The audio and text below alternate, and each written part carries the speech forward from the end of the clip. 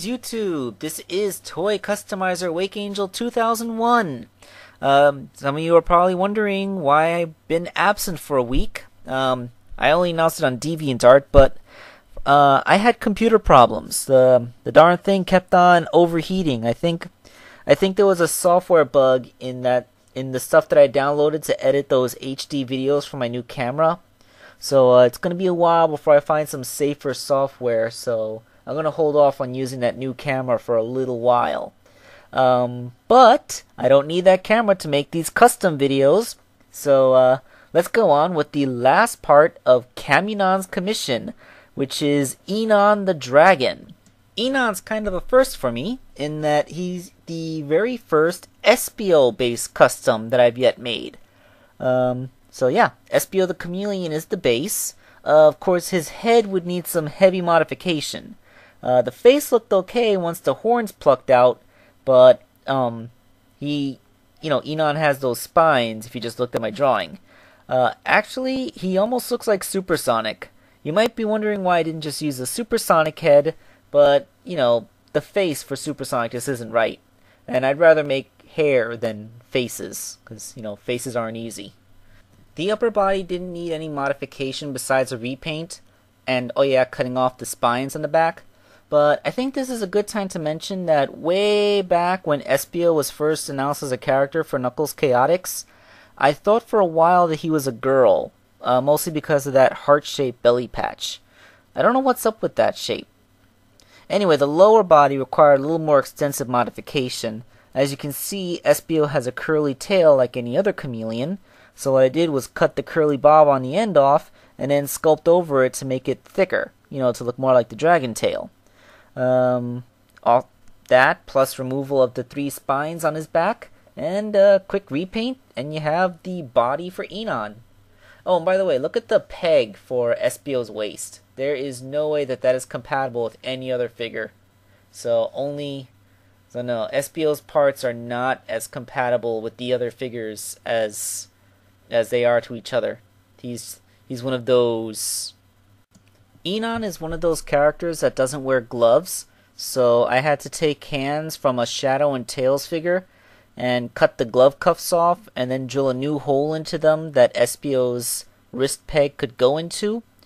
And then, sculpt in filler material to cover the scar. So this loses wrist articulation, but it really can't be helped because none of the video game characters are gloveless. It's just an artistic difference from that spawns all the way back from the original Sad AM cartoon.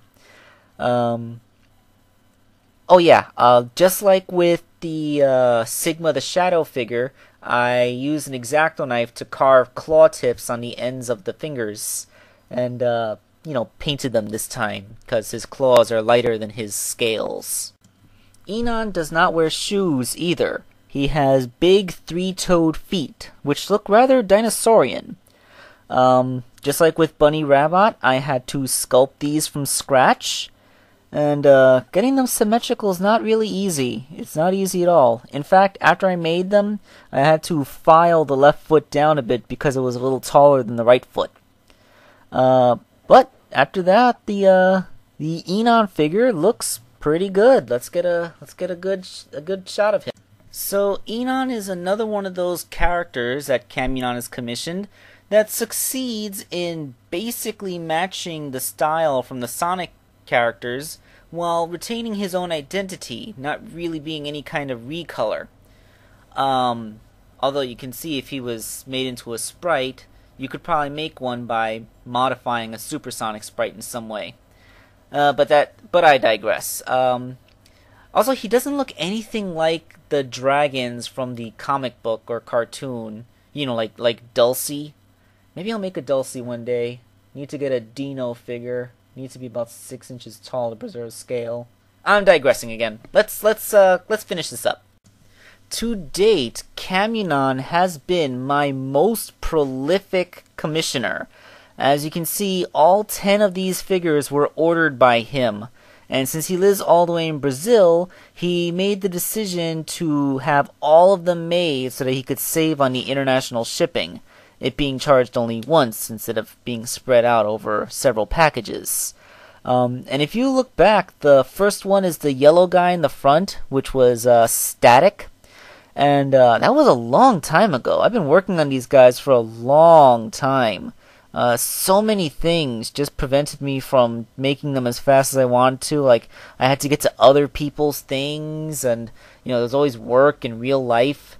But, it's finally done. Camunon's ultimate commission has finally been completed, and I can close this chapter of my commissioning life.